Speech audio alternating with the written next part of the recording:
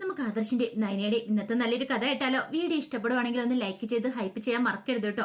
അങ്ങനെ നമ്മൾ കാണുന്ന ഒടുവില് നയന ഗോവിന്ദനോടും കനകയോടും പറഞ്ഞു, അമ്മേ എന്തൊക്കെ പറഞ്ഞാലും എല്ലാം കേട്ടോണ്ട് എനിക്ക് വെറുതെ ഇരിക്കാൻ പറ്റില്ല. അപ്പച്ചേക്കാണെങ്കിലും എന്തൊക്കെയാ പറഞ്ഞ, അതുകൊണ്ടാണ് ഞാൻ അങ്ങനെ പ്രതികരിച്ചേ.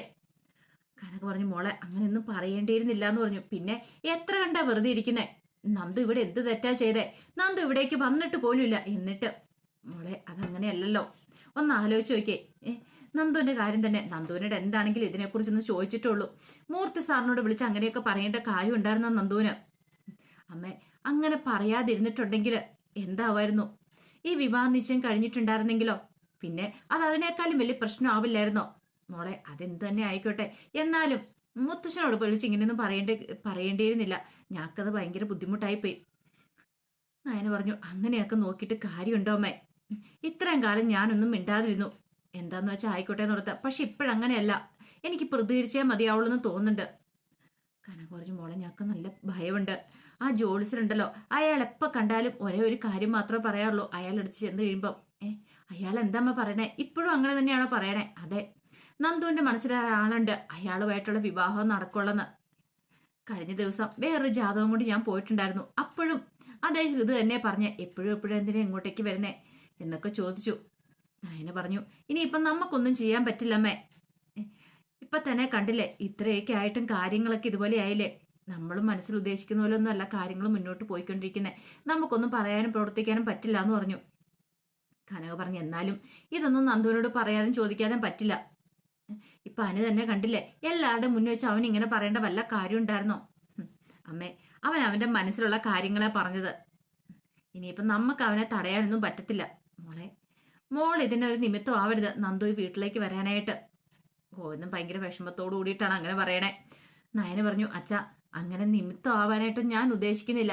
പക്ഷെ എങ്കില് ഇപ്പൊ തന്നെ കണ്ടില്ലേ, ഇവിടെയുള്ളവർ ഓരോരുത്തരൊക്കെ പറഞ്ഞ് കുറ്റപ്പെടുത്തുവാണെങ്കിൽ എനിക്ക് നല്ല ദേഷ്യം വരും.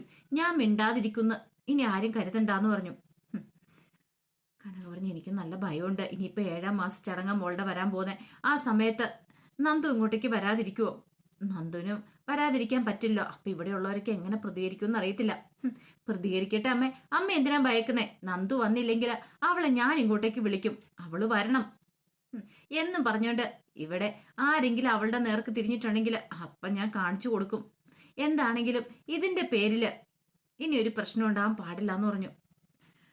ആ സമയം ഗോവെന്ന് പറഞ്ഞു, മോളുടെ ആരോഗ്യമൊക്കെ ശ്രദ്ധിക്കണം, അറിയാലോ.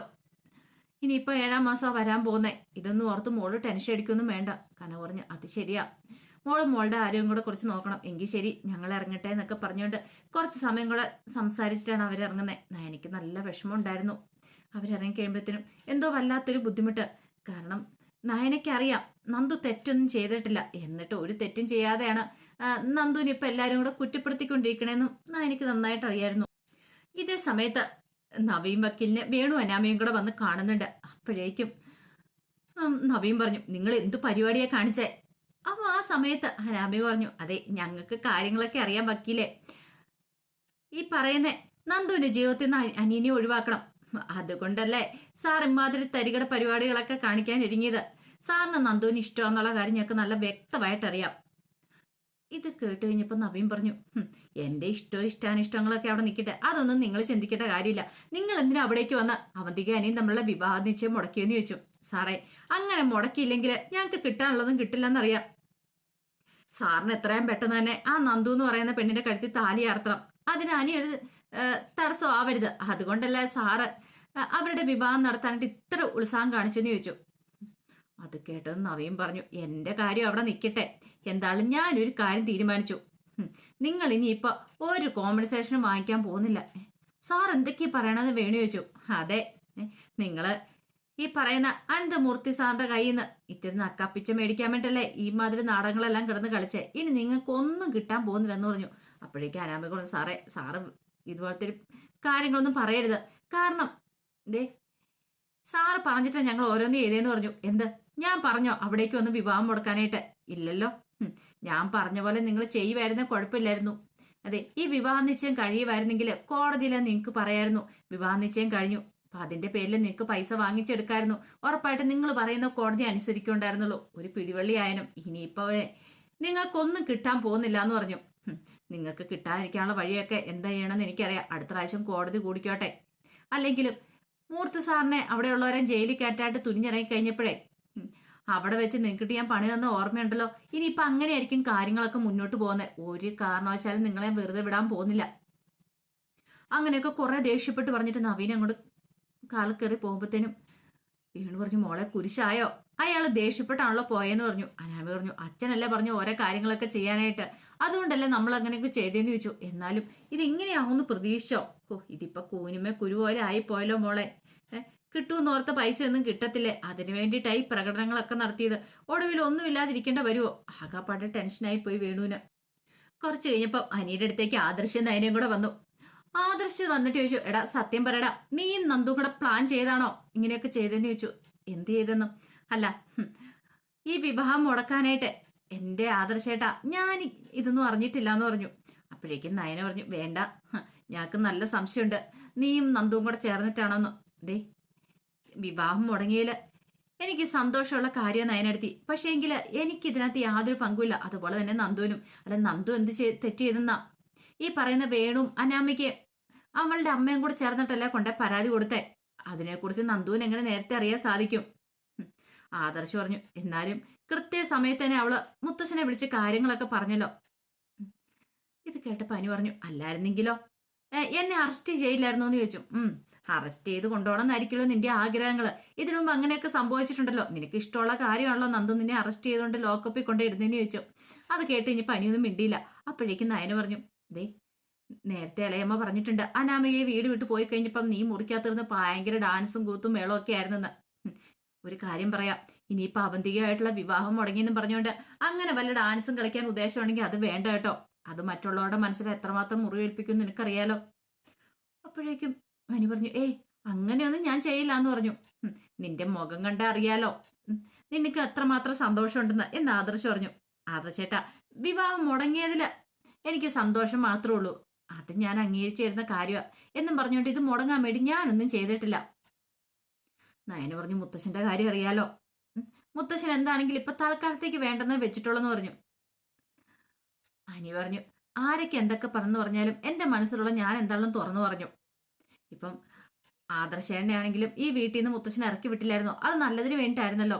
ഇനിയിപ്പൊ ഇതിന്റെ പേരിൽ എന്നെ ഇറക്കി വിട്ടാലും എനിക്ക് വലിയ പ്രശ്നമൊന്നും തോന്നുന്നില്ല എന്ന് പറഞ്ഞു. പിന്നെ ഞാനും നന്ദും തമ്മിൽ ഇപ്പൊ ഒരു ബന്ധവും കാര്യങ്ങളൊന്നും ഇല്ല. ആദർശ് പറഞ്ഞു, അത് ഞങ്ങൾ വിശ്വസിക്കണല്ലേ നീ പറയണത്. അപ്പോഴേക്കും നയന പറഞ്ഞു, ദേ, ഇവന്റെ കാര്യത്തിൽ മാത്രം നന്ദു എന്തെങ്കിലും ഒരു കള്ളത്തരം പറയണേ. നന്ദു അല്ലാതെ പക്ക പെർഫെക്റ്റ് ആണ് ആള്. പക്ഷെ ഇവന്റെ കാര്യത്തിൽ മാത്രം നന്ദുവിനെ എനിക്ക് ഇതുവരെയായിട്ടും വിശ്വസിക്കാൻ പറ്റിയിട്ടില്ല എന്ന് പറഞ്ഞു. എനിക്കത് കേട്ട് കഴിഞ്ഞപ്പോൾ ഒരു ചിരിയൊക്കെ വരുന്നുണ്ടായിരുന്നു. പക്ഷെ അതിന് ചിരിയൊക്കെ കടിച്ചു പിടിച്ച് ഇങ്ങനെ ഇരിക്കുകയാണ്. അപ്പോഴേക്കും നയന പറഞ്ഞു, ഒരു കാര്യം ഞാൻ പറഞ്ഞേക്കാം, ഒരു കാരണവശാലും നന്ദുവായിട്ട് നീ ഒന്നിക്കാന്നുള്ള മോഹങ്ങളൊന്നും മനസ്സിൽ കൊണ്ടു നടക്കണ്ട. അതിപ്പോഴേ ഞങ്ങൾ നുള്ളിക്കളഞ്ഞേരെ. അങ്ങനെ എന്തേലും ഉണ്ടെങ്കിൽ നടക്കാനും പോകുന്നില്ല നീ. അതാ പറഞ്ഞിട്ട് നയനെ ആദർശം കൂടെ അങ്ങോട്ട് അകത്തേക്ക് കയറിപ്പോയി. ഈ സമയത്ത് അനി മനസ്സിൽ പറഞ്ഞു, അതെ, എന്റെ കല്യാണം ഇനി വേറെ നടക്കണ്ട. ഇനി എനിക്ക് അവളെ കിട്ടിയില്ലെങ്കിൽ ശരി, എനിക്ക് അവളെ ഇങ്ങനെ പ്രേമിച്ചിരിക്കാമല്ലോ. അതിനൊരു പ്രത്യേക സുഖമുണ്ട് പ്രേമിച്ച് നടക്കുന്നതിൽ. കല്യാണം കഴിച്ച് കൂടെ താമസിപ്പിക്കുന്നതിനേക്കാളും നല്ല സുഖമുള്ളൊരു കാര്യമാണ് പ്രേമിച്ച് നടക്കുന്നത്. വേറെ ഒരുത്തിയെ എനിക്ക് വിവാഹം കഴിക്കാനായിട്ട് താല്പര്യമില്ല. അതൊക്കെയായിരുന്നു ആ സമയത്ത് അനിയുടെ മനസ്സിലെ ചിന്തകൾ. കുറച്ച് കഴിഞ്ഞപ്പം ഭ്രാന്ത് പിടിച്ചൊരു അവസ്ഥയിലായിരുന്നു അബി. അപ്പോഴാണ് നവ്യയുടെ വരവ്. ഇവന്റെ സമതല തെറ്റിയിട്ടുണ്ട് എന്നൊക്കെ നവ്യ ഇങ്ങനെ മനസ്സിൽ കരുതി. നവ്യയെ കണ്ടു കഴിഞ്ഞപ്പത്തിന് അബി പറഞ്ഞു, എല്ലാത്തിനും കാരണം നിന്റെ അനുജത്തിയാന്ന് തോന്നേ. അവളും മനഃപൂർവ്വം കരുതി കൂട്ടിയാണ് അനി അവന്തികമായിട്ടുള്ള വിവാഹം മുടക്കിയെന്ന് പറഞ്ഞു. എനിക്കും തോന്നുന്നുണ്ട് അബി അങ്ങനെയാന്ന്. അവളും അനാമികയായിട്ട് എല്ലാരും കൂടെ ചേർന്നിട്ടായിരിക്കും ഈ വിവാഹം മുടക്കിയിട്ടുണ്ടായിരിക്കാം. അബി പറഞ്ഞു, അവൾക്കൊട്ടുള്ള പണി കൊടുക്കണം. ഇതങ്ങനെ വെറുതെ വിട്ടിട്ട് കാര്യമില്ല. പക്ഷെ എന്തൊക്കെ സംഭവിച്ചെന്ന് പറഞ്ഞാലും മുത്തശ്ശന് വാക്ക് കൊടുത്തിട്ടുണ്ട് അവന്തിക്ക് അനിയും തമ്മിലുള്ള വിവാഹം നടക്കൂന്ന്. അത് ശരിയാ, അതല്ലേലും നടക്കേണ്ടതാണല്ലോ. പക്ഷെ അങ്ങനെ പറയുമ്പോഴും നവ്യ മനസ്സിൽ പറഞ്ഞു, അങ്ങനെ എന്തേലും സംഭവിച്ചിട്ടുണ്ടെങ്കിൽ അന്ന് നിന്റെ പെങ്ങളെ ഞാൻ കൊല്ലാനും മടിക്കില്ലടാ. അത് ഞാൻ തീരുമാനം എടുത്ത കാര്യമാണ്. ഈ സമയത്ത് അബി പറഞ്ഞു, ഒരു കാര്യമുണ്ട്, ഒരു കാരണവശാലും നന്ദു ഈ വീട്ടിലേക്ക് വരാൻ പാടില്ല. ഇനി നിന്റെ വീട്ടുകാരോട് പറയണം എത്രയും പെട്ടെന്ന് തന്നെ നന്ദുവിന്റെ വിവാഹം നടത്താനായിട്ട്. നന്ദുവിന്റെ വിവാഹം നടന്നു കഴിഞ്ഞാൽ പിന്നെ കുഴപ്പമില്ല, അനിയും അവന്തിയും തമ്മിൽ ഒന്നാവുന്നോണ്ട്. ശരിയാടാ, ചിലപ്പോ അത് നടന്നിരിക്കും. ഇപ്പൊ തന്നെ അച്ഛനും അമ്മയും നല്ല ദേഷ്യത്തിലല്ലേ. അതുകൊണ്ട് നന്ദുവിന്റെ കാര്യത്തിൽ അവർ പെട്ടെന്ന് തന്നെ ഒരു തീരുമാനം എടുക്കാൻ സാധ്യതയുണ്ട്. അങ്ങനെ നടക്കട്ടെ എങ്കിലല്ലേ അനിയും അവന്റെയും തമ്മിൽ ഒന്നാവത്തുള്ളൂ. അതൊക്കെ പറഞ്ഞിട്ട് നവി ഒരു ചെറിയ ചിരിയൊക്കെ ചിരിച്ചങ്ങോട്ട് പോയി. നവിക്ക് ഭയങ്കര സന്തോഷമായിരുന്നു. ഒന്ന് തുള്ളിച്ചാർന്നുണ്ടായിരുന്നു അനിയുടെ അവന്തികയുടെ വിവാഹം മുടങ്ങിയതില്. ഇതേ സമയത്ത് നയനയോട് ആദർശ് പറഞ്ഞു, എനിക്ക് നല്ല സംശയമുണ്ട് അനിയുടെ നന്ദുവിന്റെ കാര്യത്തില്. പക്ഷേങ്കില് നന്ദു ചെയ്ത് നിയമപരമായിട്ട് നോക്കുമ്പോൾ ശരിയായിട്ടുള്ള കാര്യമാണ്. അവൾക്കൊരു പരാതി കിട്ടിയിട്ടുണ്ടെങ്കിൽ അവൾക്ക് അതിനെക്കുറിച്ച് അന്വേഷിക്കാതിരിക്കാൻ പറ്റില്ല. എന്നാലും ആദർശേട്ടാ, പെട്ടെന്ന് തന്നെ മുത്തശ്ശനോട് ഈ കാര്യങ്ങളൊക്കെ വിളിച്ചു പറയേണ്ടതുണ്ടായിരുന്നോ? എടി, അങ്ങനെ പറഞ്ഞില്ലെങ്കിലുണ്ടല്ലോ അനിയെ പിന്നീട് പോലീസ് അറസ്റ്റ് ചെയ്യും. അതുമാത്രമല്ല, അടുത്ത കുടുംബ കോടതി കൂടുന്ന സമയത്ത് അത് അനാമയ്ക്ക് ഒരു ഫേവറായിട്ട് മാറുകയും ചെയ്യും. അതുകൊണ്ടൊക്കെ കൂടിയായിരിക്കും നന്ദു നേരത്തെ തന്നെ കാര്യങ്ങളൊക്കെ വിളിച്ചു പറഞ്ഞേ. ആദർശേട്ടാ, എനിക്കിപ്പോഴാണെങ്കിൽ നല്ല ബുദ്ധിമുട്ട് തോന്നുന്നുണ്ട്. കാരണം അപ്പച്ചി പറഞ്ഞ കാര്യങ്ങളൊക്കെ ഓർക്കുന്നുണ്ടല്ലോ. അപ്പച്ചി എന്താ പറഞ്ഞതെന്ന് കേൾക്കുകയും ചെയ്തതല്ലേ. അല്ല, അപ്പച്ചിയല്ല, ഇളയമ്മ പറഞ്ഞ കാര്യങ്ങളൊക്കെ എന്തെങ്കിലും സംഭവിച്ചിട്ടുണ്ടെങ്കിൽ ഈ പറയുന്ന അനിയും നന്ദുവും തമ്മിൽ ഒന്നിച്ചിട്ടുണ്ടെങ്കിൽ പിന്നെ ഇളയമ്മ ജീവനോടെ ഇരിക്കില്ലെന്നല്ല പറഞ്ഞേ. അതൊക്കെ ശരിയാ എന്നും പറഞ്ഞോണ്ട് നമുക്ക് എന്ത് ചെയ്യാൻ പറ്റും? ഇപ്പൊ അവരോട് ചോദിച്ചു ചെയ്യുമ്പോൾ അവര് തമ്മിൽ അങ്ങനെ ഒരു അടുപ്പം ഇല്ലെന്നല്ലേ പറയണത്. പിന്നെ നമുക്ക് എന്ത് ചെയ്യാൻ പറ്റും? നയന പറഞ്ഞു, അത് ശരിയാ, നന്ദുവിന്റെ വിവാഹം എത്രയും പെട്ടെന്ന് കഴിഞ്ഞാൽ മതിയായിരുന്നു. പക്ഷെ അവളാണെങ്കിൽ ഒന്നും സമ്മതിക്കുന്നില്ല. നമ്മൾ അറിയത്തില്ലാതെ അവര് തമ്മിൽ കാണുന്നുണ്ടോന്ന് അറിയത്തില്ലോ. ചിലപ്പോൾ അവര് തമ്മിൽ കാണുന്നുണ്ടായിരിക്കും, സംസാരിക്കുന്നുണ്ടായിരിക്കും. നമുക്ക് ഇതിനെക്കുറിച്ച് അറിവില്ലാത്തോണ്ടായിരിക്കും. അത് ശരിയാ. മുത്തശ്ശൻ ഒരു കാര്യം തീരുമാനിച്ച തന്നെയാ. അവന്തിയായിട്ടുള്ള വിവാഹ നിശ്ചയം പിന്നീട് നടത്താന്ന് പറഞ്ഞല്ലോ. അത് മാത്രല്ല, നിന്റെ അച്ഛനും അമ്മയ്ക്കും ഒരു വാക്ക് കൊടുത്തിട്ടുണ്ടായിരുന്നു. ഇനിയിപ്പോ അനി നന്ദുവിന്റെ ജീവിതത്തിൽ ഒരു ശല്യമായിട്ട് വരത്തില്ലാന്ന്. നന്ദുവിനെ ആരെ കൊണ്ട് വേണം വിവാഹം കഴിപ്പിക്കാന്ന്. പക്ഷെ അങ്ങനെയൊക്കെ പറഞ്ഞാലും മുത്തശ്ശനും മുത്തശ്ശിക്കും നല്ല വിഷമം ഉണ്ടെന്ന് തോന്നേ, നന്ദു അനിയും തമ്മിൽ ഒന്നിക്കാത്തതില്. നയന പറഞ്ഞു, അതെനിക്കും തോന്നിയിട്ടുള്ള കാര്യമാ. പക്ഷെ ഇളയമ്മയുടെ കാര്യം ഒന്ന് ഓർത്തു നോക്കിയേ. ഇളയമ്മ അങ്ങോട്ട് അടുക്കുന്നില്ലല്ലോ. എത്രയൊക്കെയെന്ന് പറഞ്ഞാലും ഇളയമ്മയ്ക്ക് നന്ദുവിനെ ഒരിക്കലും ഉൾക്കൊള്ളാനായിട്ട് അങ്ങോട്ട് സാധിക്കുന്നില്ല. നമുക്ക് എന്ത് ചെയ്യാൻ പറ്റും ആദർശേട്ടാ? അതെ, അത് ഞാൻ പലപ്പോഴും ചിന്തിച്ച കാര്യമോ. പക്ഷെ എനിക്ക് തോന്നുന്നു എന്താണെന്നറിയാവോ, അനിയും നന്ദു ഒന്നിക്കാനുള്ളവരാന്ന് ചിലപ്പോൾ അങ്ങനെ തോന്നും. കാരണം അനിയുടെ കാര്യം വരുമ്പോൾ ഓരോ തവണ ഇങ്ങനെ ഓരോരോ തടസ്സങ്ങൾ ഇങ്ങനെ വന്നുകൊണ്ടിരിക്കുകയല്ലേ. പിന്നെ അതോടൊപ്പം തന്നെ എനിക്ക് വേറൊരു സംശയമുണ്ട്. ഈ വിവാഹം മുടങ്ങിയതില് നവീൻ എന്തേലും പങ്കുണ്ടോന്ന്? അതെന്താ ആദർശേട്ടാ അങ്ങനെ പറഞ്ഞേ? അല്ല, അനിയുടെ ബെസ്റ്റ് ഫ്രണ്ട് അല്ലേ. ഒരു പക്ഷേങ്കില് ഇപ്പൊ ഈ അനാമികയായിട്ടുള്ള ബന്ധം അത് ഇങ്ങനെ മുന്നോട്ട് പോയിക്കൊണ്ടിരിക്കുമല്ലേ. ഇതുവരെയായിട്ടും ഡിവോഴ്സും കാര്യങ്ങളൊക്കെ കിട്ടിയിട്ടില്ലല്ലോ. അപ്പൊ ഇതിനിടയ്ക്ക് നവീൻ കിടന്ന് കളിക്കുന്നുണ്ടോ എന്നൊരു സംശയമുണ്ട്. അപ്പം എനിക്ക് വേണ്ടിയിട്ട് എന്ത് ചെയ്യാനായിട്ടും അവൻ ഒരുങ്ങൂലോ. നയന പറഞ്ഞു, ഏയ് അങ്ങനെ ചെയ്യുവോ? അതൊന്നും പറയാൻ പറ്റില്ല. കൂട്ടുകാരനല്ലേ, ബെസ്റ്റ് കൂട്ടുകാരന് വേണ്ടിയിട്ട് എന്ത് ചെയ്യാനും മടിക്കില്ല എന്ന് പറഞ്ഞു. അത് കേട്ടപ്പോൾ നയനയ്ക്കും തോന്നി ചിലപ്പോൾ അങ്ങനെ ശരിയായിരിക്കുന്ന. പക്ഷേ ഈ പറയുന്ന നവീന്റെ മനസ്സിൽ എന്താ എങ്ങനെയാന്നുള്ള കാര്യങ്ങളൊന്നും അവർക്ക് അറിയണ്ടായിരുന്നില്ലല്ലോ. കുറച്ച് കഴിഞ്ഞപ്പോൾ അനിയുടെ അടുത്തേക്ക് അവന്തിക വരുവാണ്. അവന്തിക വന്നിട്ട് അനിയോട് പറഞ്ഞു, അനിയേട്ടന് ഭയങ്കര സന്തോഷമായിരിക്കുമല്ലേ ഈ വിവാഹം നിശ്ചയം മുടങ്ങിയല്ലേ? അപ്പൊ അനിയേട്ടനും കൂടെ ചേർന്നിട്ടായിരുന്നു മുടക്കിയല്ലേന്ന് ചോദിച്ചു. എന്തേ അവന്തിക, വെറുതെ അനാവശ്യം പറയരുത്. കാരണം നിന്നോട് ഞാൻ ആദ്യമേ തന്നെ പറഞ്ഞ എനിക്ക് ഈ ബന്ധത്തിന് ഒട്ടും താല്പര്യമില്ലാന്ന്. എന്നിട്ടോ നീ ഇതിനകത്തൊന്ന് പിന്മാറിയോ? ഇല്ലല്ലോ. അതിനിപ്പോ എനിക്ക് എന്ത് ചെയ്യാൻ പറ്റും? പിന്നെ അനാമിക പരാതി കൊടുത്താലും എനിക്കിപ്പോ എന്ത് ചെയ്യാൻ കഴിയും? ഇതൊക്കെ അനിയേട്ടൻ പറയുന്നുണ്ട്. പക്ഷെ ആ നന്ദുവും എല്ലാരും കൂടെ ചേർന്നിട്ടാണ് ഇങ്ങനെ ഒരു പണി തന്നെ. പക്ഷെ ഒരു കാര്യമുണ്ട്, മുത്തശ്ശൻ പറഞ്ഞു കഴിഞ്ഞൊരു കാര്യമാണ്. എത്രയൊക്കെയാന്ന് പറഞ്ഞാൽ അനാമിയായിട്ടുള്ള വിവാഹ നിശ്ചയം അല്ല, അവന്തിയായിട്ടുള്ള വിവാഹ നിശ്ചയം നടക്കുമെന്ന്.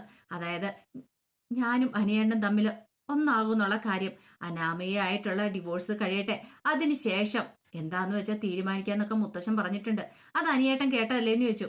അപ്പോഴേക്കും ഇനി പറഞ്ഞു, ദേ അവന്തിക, നിന്നോട് ഞാൻ പറഞ്ഞു കഴിഞ്ഞ കാര്യമാ. ഇനി എപ്പോഴും അത് റിപ്പീറ്റ് ചെയ്യേണ്ട ആവശ്യമില്ലല്ലോ. എന്റെ മനസ്സിൽ ഒരിക്കലും നീ ഇങ്ങനെ ഇല്ല. നിന്നെ എനിക്ക് അങ്ങനെ ഒരു സ്ഥാനത്ത് കാണാൻ പറ്റില്ല എന്റെ ഭാര്യയായിട്ട്. നിന്നോട് എനിക്ക് ഇഷ്ടക്കുറവും കാര്യങ്ങളൊന്നും ഇല്ല. പക്ഷേങ്കില് എന്നും പറഞ്ഞുകൊണ്ട് എനിക്ക് നിന്നെ ഭാര്യയായിട്ട് കാണാൻ പറ്റില്ല എന്നുള്ള ഞാൻ പറഞ്ഞല്ലേ. അതെ ഹനിയേട്ടാ, ഒരു കാര്യം ഞാൻ പറഞ്ഞേക്കാം. എന്തൊക്കെ വന്നാലും ശരി, എന്റെ ജീവിതത്തിലൊരു പുരുഷനുണ്ടെങ്കിൽ അത് അനിയേട്ടൻ മാത്രമായിരിക്കും. ഞാൻ അനിയേട്ടനോട് എന്ത് തെറ്റാ ചെയ്തേ എന്നെ ഇത്രമാത്രം വെറുക്കാനായിട്ട്? ഞാൻ അനിയേട്ടനെ നല്ല ഭാര്യയായിട്ട് കഴിഞ്ഞോളാന്ന് പറഞ്ഞില്ലേ. അതിന് എന്നെ ഇങ്ങനെ ഒഴിവാക്കേണ്ട കാര്യമൊന്നുമില്ല. പിന്നെ ഇവിടെയുള്ള എല്ലാവർക്കും താല്പര്യമാണ്. എനിക്ക് ഈ വീട് വിട്ട് വേറെ പോകാനും താല്പര്യമില്ല. അതുകൊണ്ടൊക്കെയാണ് ഞാൻ അനിയേട്ടനോടൊപ്പം ജീവിക്കാൻ തന്നെ തീരുമാനിച്ചത്. വേറൊരു വീട്ടിലേക്ക് ചെന്ന് കയറാൻ ഞാൻ ഒട്ടും ആഗ്രഹിക്കുന്നില്ല. ഇനിയിപ്പം ആരൊക്കെ എന്തൊക്കെ പറഞ്ഞു പറഞ്ഞാലും മുത്തശ്ശന് ഈ ബന്ധത്തിൽ നിന്ന് പിന്മാറാനും പോകുന്നില്ല. അതൊക്കെ പറഞ്ഞിട്ട് അവന്തി അങ്ങോട്ട് പോയി. എനിക്കാണെങ്കിൽ നല്ല സങ്കടവും ദേഷ്യവും ഒക്കെ വരുന്നുണ്ടായിരുന്നു. പിന്നെ വിവാഹം മുടങ്ങിയല്ലോ എന്നോർത്തൊരു സന്തോഷം ഉണ്ടായിരുന്നു. പിന്നീട് അവന്തിക നേരെ നാഗേന്ദ്രനെ കാണാൻ ചെന്നു. നാഗേന്ദ്രനോട് പറഞ്ഞു, അച്ഛാ, ഞാൻ ഇങ്ങോട്ടേക്ക് വരണമെന്ന് കരുതിയിരുന്നല്ല.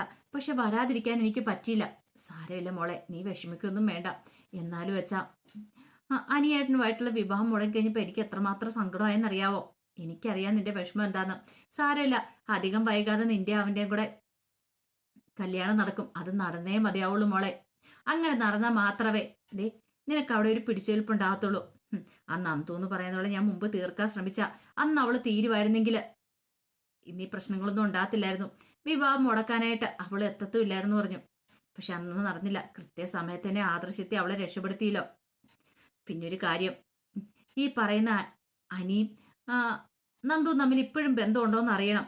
അവർ തമ്മിൽ റിലേഷൻ ഉണ്ടെങ്കിൽ അതില്ലാതാക്കണമെന്ന് പറഞ്ഞു. അപ്പോഴേക്കും അവന്തിക പറഞ്ഞു, അതെനിക്ക് ഇപ്പോഴും നല്ല സംശയമുള്ള കാര്യമാണ്. അവർ തമ്മിൽ അടുപ്പമുണ്ട്. ഈ വിവാഹം മുടങ്ങിയാൽ അനിയേട്ടന് ഭയങ്കര സന്തോഷമുണ്ട്. അത് ഉള്ളിൽ അനിയേട്ടൻ വെച്ചോണ്ടാണ് പുറമെ എന്നോട് പെരുമാറുന്നത്. ഉള്ളിൽ അനിയേട്ടൻ ചിരിക്കുവാണ്. അതെനിക്കും മനസ്സിലാവുന്നുണ്ട് അച്ഛാന്ന് പറഞ്ഞു. അത് കേട്ടതും വല്ലാത്തൊരു ഞെട്ടലോട് കൂടിയിട്ട് നാഗേന്ദ്രന്റെ അവധിയെ നോക്കുക. അപ്പൊ അതിന്റെ കഥകളൊക്കെ എന്ന് കാണുന്നത്. ഇതിന്റെ ബാക്കി വിശേഷങ്ങളുമായിട്ട് വൈകുന്നേരത്തെ പ്രമോയി വരാട്ടോ. ഒരിക്കൽ കൂടി എല്ലാവർക്കും ശുഭദിനം നേർന്നുകൊണ്ട് നിർത്തുന്നു.